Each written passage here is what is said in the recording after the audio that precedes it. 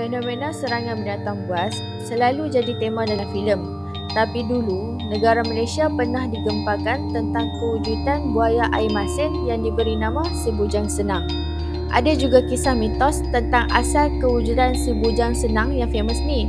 Pada kali ini, kami nak ceritakan tentang mitos dan tragedi si bujang senang.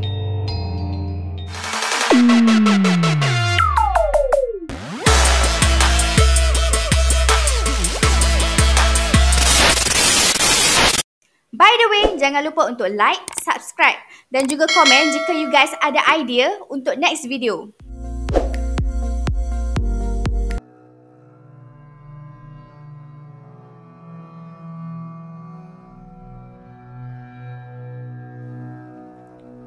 Pada sekitar tahun 1980-an, ada sesetengah masyarakat Iban dekat Sarawak percaya yang legenda bujang senang merupakan seorang manusia yang telah disumpah oleh dewa menjadi buaya.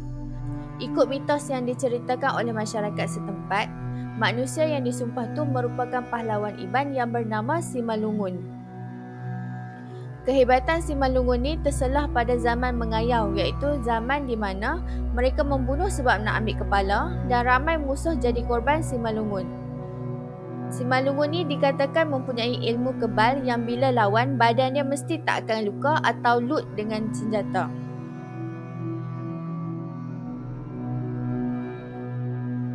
Sebab nak tahu rahsia, musuh Simalungun ni culik isterinya untuk balas dendam dan paksa isteri dia bagi tahu rahsia kekebalan suaminya. Simalungun kemudian pergi bersemuka dengan musuh untuk selamatkan isterinya.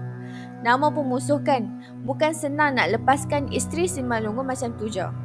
Waktu isteri Simalungun dibebaskan, waktu itulah isterinya ditombak dan mati. Mestilah suami dia mengamuk kan tengok isteri kena bunuh depan mata.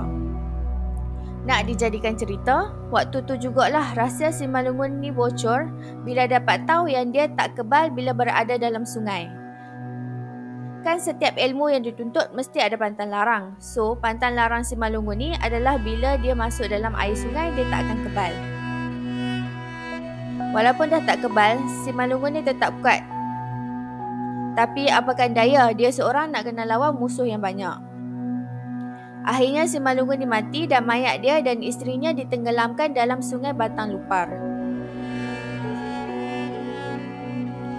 Mengikut mitos, mayat Simalungun dan isterinya kemudian disumpah jadi buaya besar oleh dewa dan buaya jelmaan itu dikatakan mula mengganas dan menghantui keturunan pembunuhnya sekitar Batang Lupar.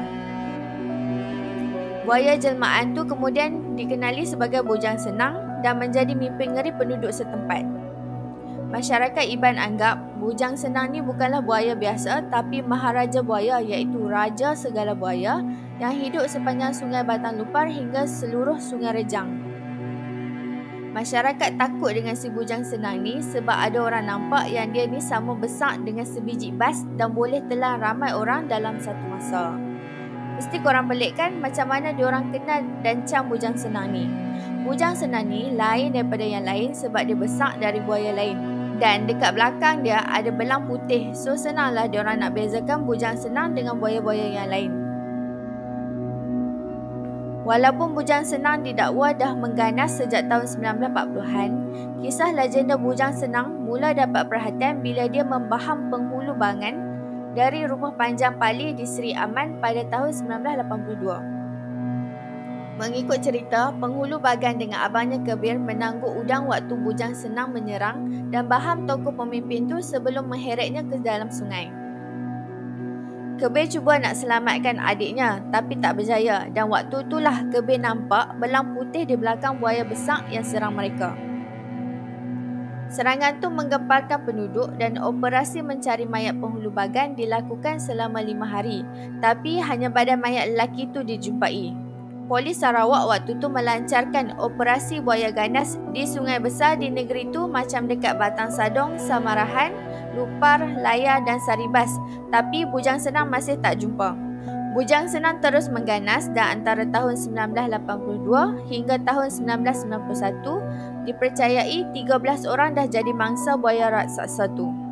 Kemuncak keganasan bujang senang berlaku pada Mei 1992 bila haiwan tu menyambar mangsa ke-14 iaitu dayang anak bayang.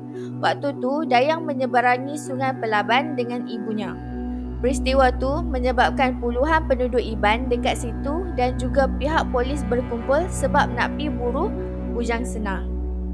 Selepas kira-kira 4 jam menjejaki bujang senang, buaya ganas tu berjaya dikepung di kawasan sungai, tapi cubaan nak bunuh bujang senang tu guna lembing dan peluru biasa gagal. Dan seorang dukun Iban kemudian cadangkan untuk guna paku sebagai peluru, dan atas nasihat itulah maka kira-kira 40 das tembakan menggunakan paku sepanjang 10 cm dilepaskan ke arah bujang senang. Akhirnya riwayat Maharaja Buaya berkenaan berakhir pada hari itu. Tetapi legenda bujang senang sebagai buaya raksasa di Malaysia masih kita ingat sampai hari ini. Kalau kita tengok dan teliti betul-betul cerita ni, pasti timbul rasa tak percaya tentang dakwaan asal bujang senang ni yang mula-mulanya adalah manusia yang kena sumpah jadi buaya. Samalah macam teori yang kata manusia ni asal dari beruk. Ada yang percaya dan ada yang tak percaya benda ni.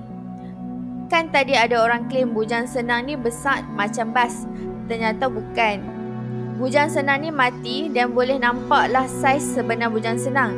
Panjang dia 5.46 meter dan lilit perut dia pula 2.12 meter. Walaupun tak besar macam bas, bujang senang ni dikatakan tetap diiktiraf sebagai buaya raksasa. Dekat Sungai Sarawak memang banyak lubuk atau sarang buaya. So tak heranlah kalau ada 2 atau 3 ekor buaya yang besar dari biasa. So bujang senang ni hanyalah seekor buaya yang besar dan boleh membaham banyak manusia. Apa yang bezakan bujang senang dengan buaya lain adalah belang dekat belakang badan dia. Belang putih tu maybe sebab dia ada penyakit genetik separa albino. Legenda bujang senang ni yang kata dia merupakan manusia yang disumpah, kebanyakannya hanya dipercayai oleh penduduk Iban dan masyarakat setempat.